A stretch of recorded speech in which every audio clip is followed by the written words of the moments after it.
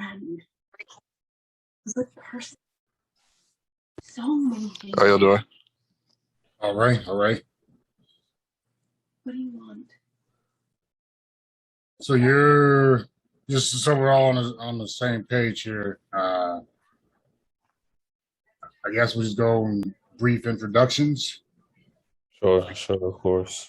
Roberta, you want to go first, or? Yeah, I can go.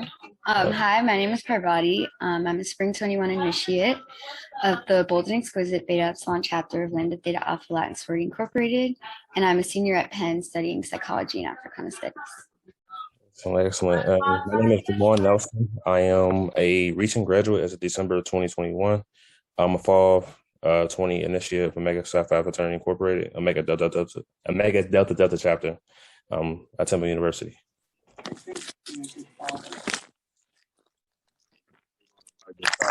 I'm the Basilis, which is the president of the Omega Delta chapter. I'm a senior at Temple University. Okay. I'm Marquez Henderson, founder of Azariah May Academy, Temple class of '08. So going back a little bit, Fox School of Business.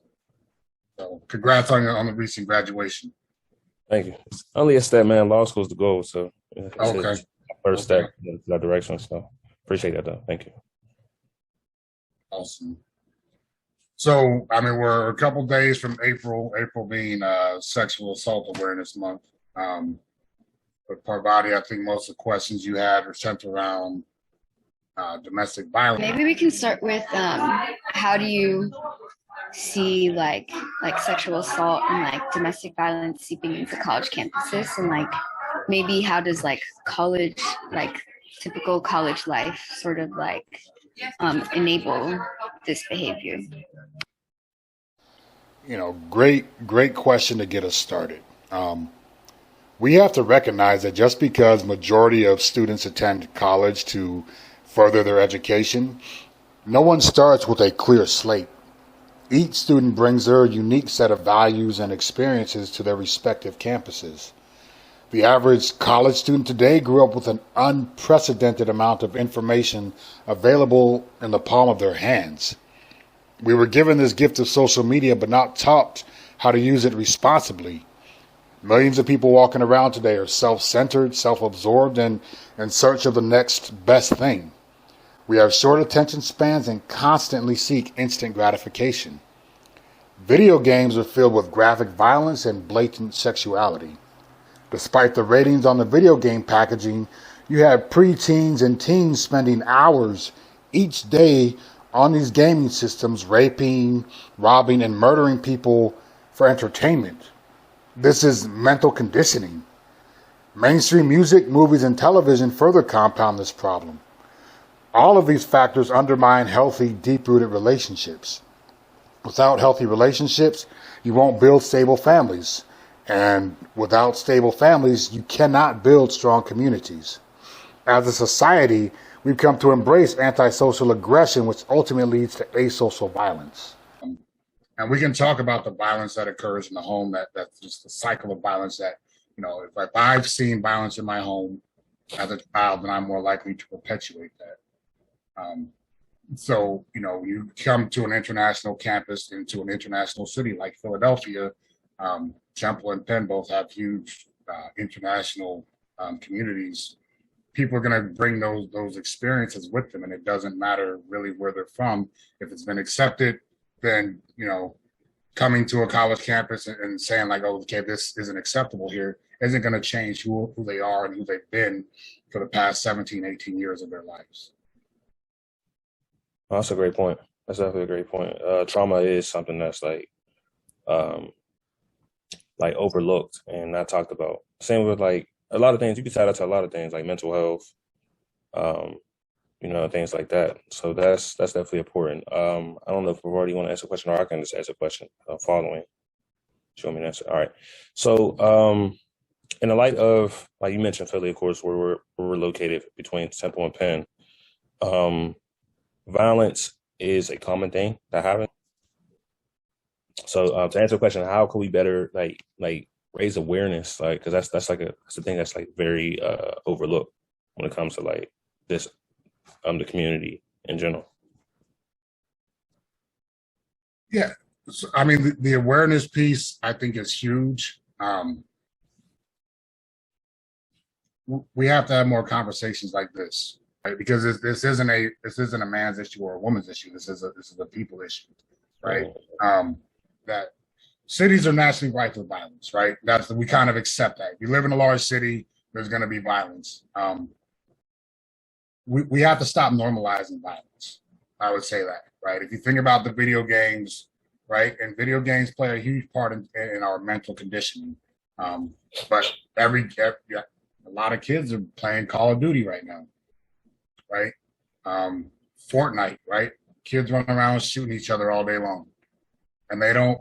So Fortnite's not as graphic, right? But so that lack of graphicness, that lack of, okay, there's no blood when I shot that person, so well, if I shoot somebody, it's not a big deal. I've been doing it for entertainment for the last 3-4 years of my life. I find this level of violence entertainment. This is what gives me peace of mind, helps me decompress from my day. We have to stop normalizing violence as an acceptable form of behavior. We have to stop normalizing it as entertainment. It's destructive, right? Yeah, no, I definitely agree with that. And I think that that even seeps into beyond physical violence, like even emotional violence, like definitely like leads up to physical violence. And so like the ways that like our society and like our communities enable things like emotional manipulation,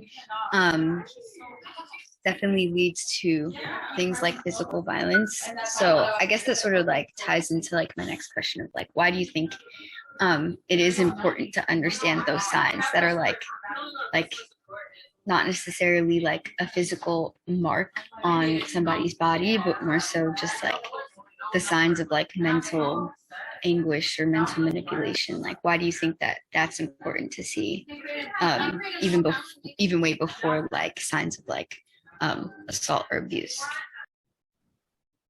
Yeah, so I'm glad you brought that up, because that's probably one of the less talked about aspects of domestic violence is the psychological abuse. When you have domestic violence, right, and somebody walks into a classroom with a black eye, there's bruises on their arms, that's a reason for alarm, right? You'll notice that there's a physical mark, right? So you can see like, hey, something was done, so maybe we should pay attention to that. When it comes to psychological abuse, emotional abuse, there rarely are any signs, right? Oh, you're just overreacting. Oh, stop being so sensitive. They didn't mean it like that. And that gets a lot into gaslighting, narcissistic behavior, right? Or even religious organizations will say, well, you just need to pray for this person. You need to be more forgiving, right? And that leads to a system of oppression when the people who should be helping you the most are actually putting you in the worst situations. Is there money control?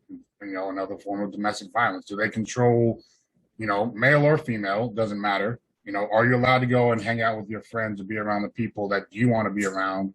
Have they moved you away from your family and your otherwise support system so that you're all they have? I guess I'm giving more examples of actual violence, which may not appear as violence because again we're not seeing the physical bruises from that. But those I would say are some pretty obvious telltale signs that someone's not in a healthy relationship. And to your point about why is it important to notice that, because that can lead people down a road of depression, right? The oversaturation of violence in television and movies and music and just mainstream media in general, it really enables people to harm themselves. When we're seeing a rise in teen suicides, like how does a 12-year-old learn how to tie a noose and hang themselves?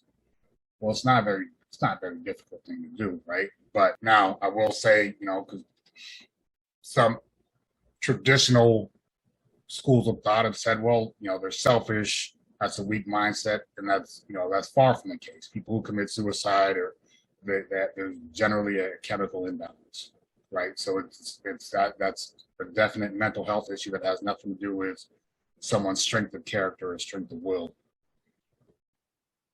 Being able to identify these signs, perhaps you can help someone say like, hey, this what's going on in your relationship isn't right. This isn't acceptable. And maybe someone just being told that, right? Maybe because if you've seen it, right? Maybe, it could be that you've seen it growing up. Well, my mom slapped my dad around, or my dad slapped my mom around. Abuse was common in my home. So even though I know it's wrong, and even though I'm experiencing it in my own relationship and I don't like it, it's at least familiar. Women saying, "Oh, I like the bad boys. I don't like the guys that are out there doing the right thing." Right? I want a thug. Right? Why? Why do you want someone who mistreats you? Maybe because it's familiar, right?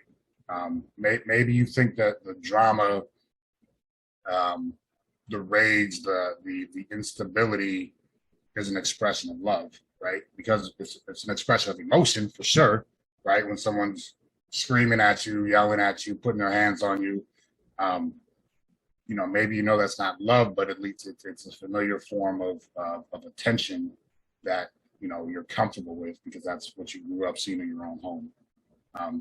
But that's just perpetuating the cycle.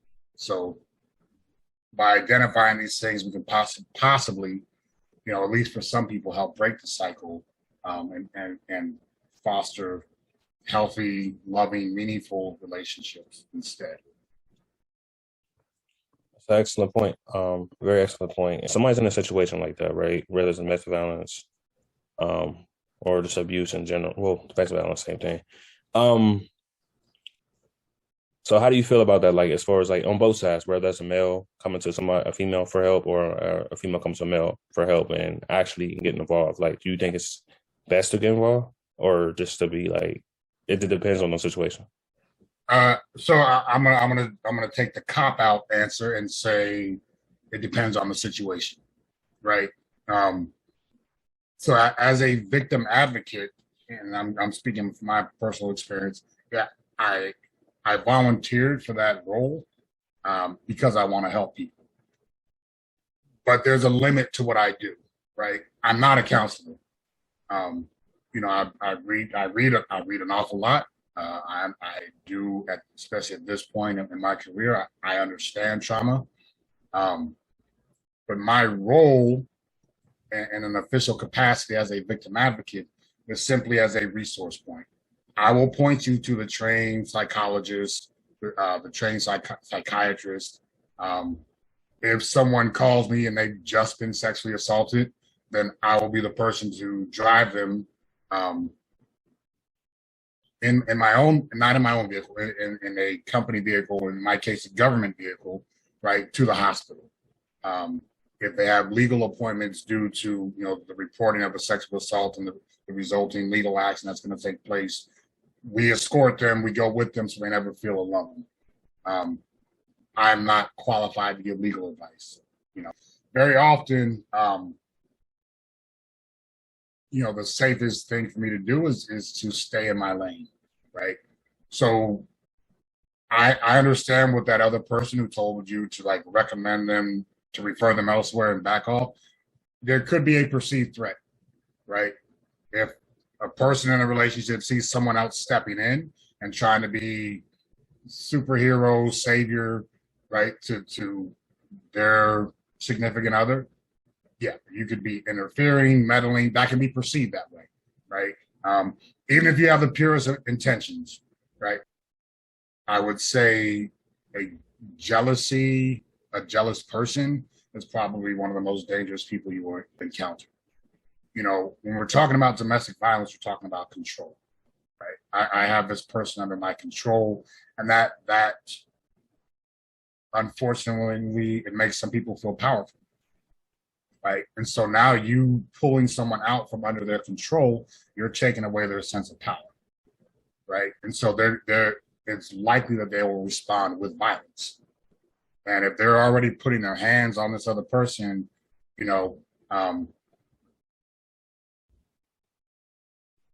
there's potential that they'll put their hands on you, right? And you can say, I'm not worried about that.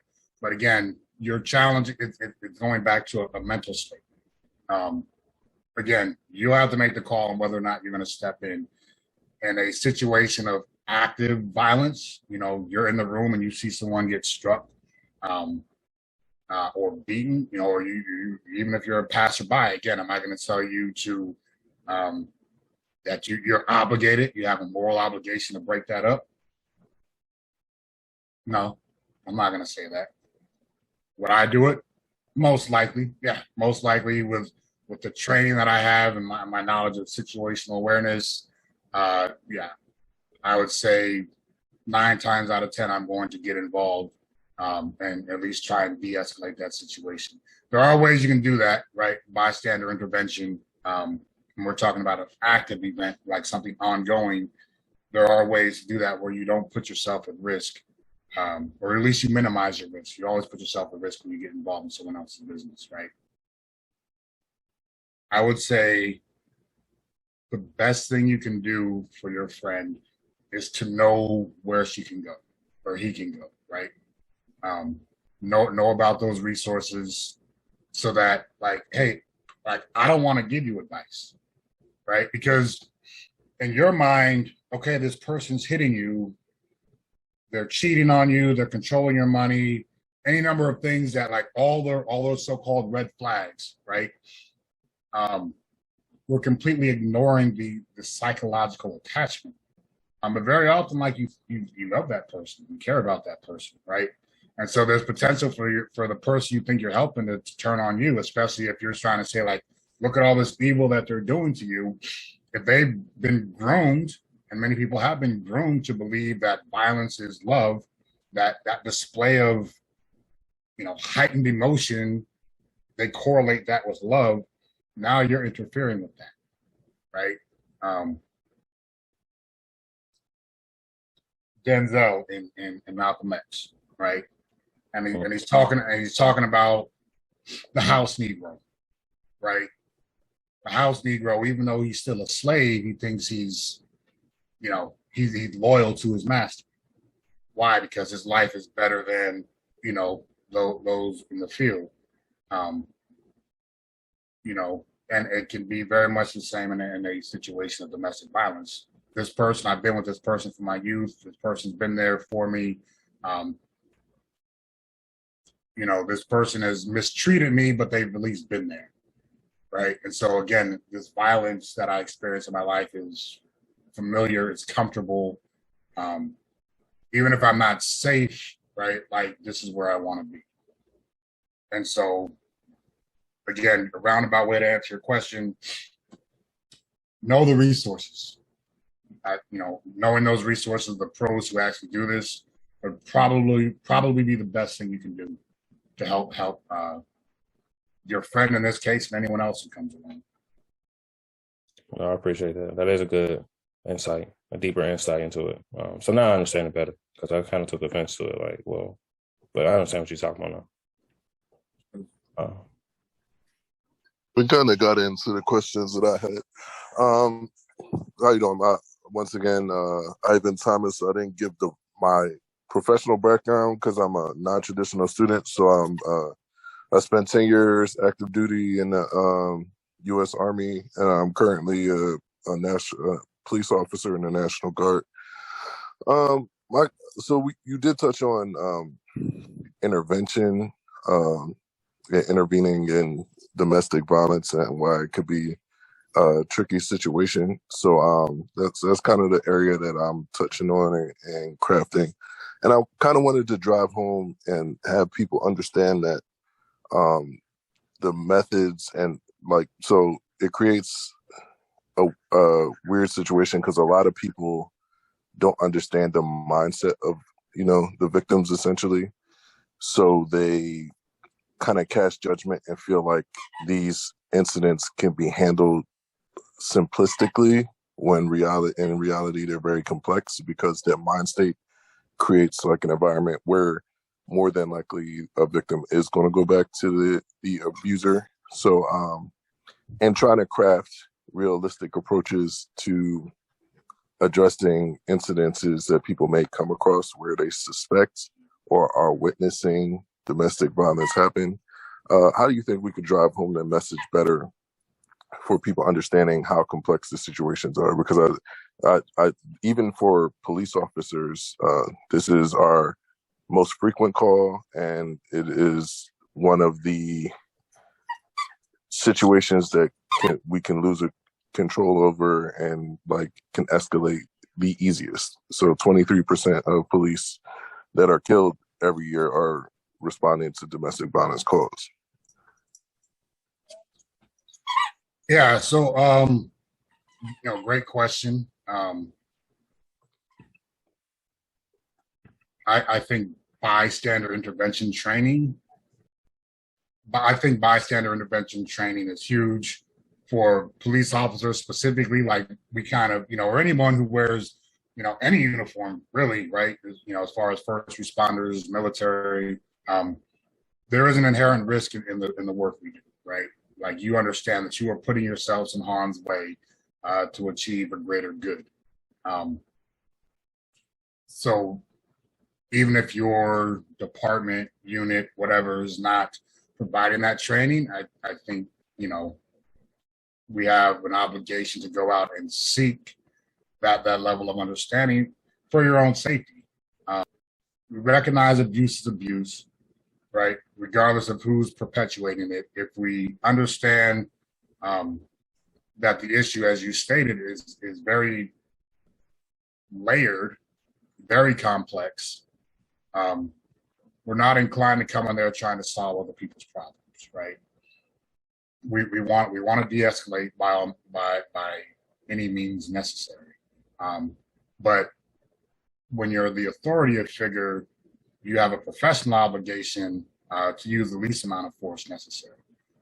And I say that to the point was like you don't walk in and take off your duty belt, set your weapon down, like, hey guys, I just want to talk, right? Because things can quickly escalate. But the appearance is that you're there to help. You're not a threat, but then you're also ready at a moment's notice to defend yourself or your partners.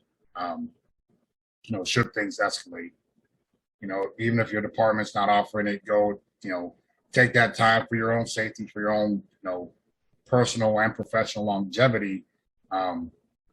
Seek out that type of training. There's a bunch of free training out there. I can drop some stuff in the chat for you. But yeah, I think that's important that people at all levels need to understand how to intervene in a violent situation, even if it's not physically violent. Like verbal violence, again, things can escalate really quickly. That's an excellent point. That's an excellent point. And of course, we'll appreciate you dropping that. And just to bring everything home, I kind of want to ask this question. You talked about as far as like the science, as far as like the deeper science when it comes to like, trauma and things like that experienced at a young age. Them same signs, like what is your best way or best advice for somebody to leave that situation? Because if you know them signs, of course, it's going to continue to escalate until something even worse than what it is. Again, the cop-out answer, it depends, right? Very, very often, if you've been with someone, like, so I use the puppy example only because I, read several books. The Gift of Fear is one of them.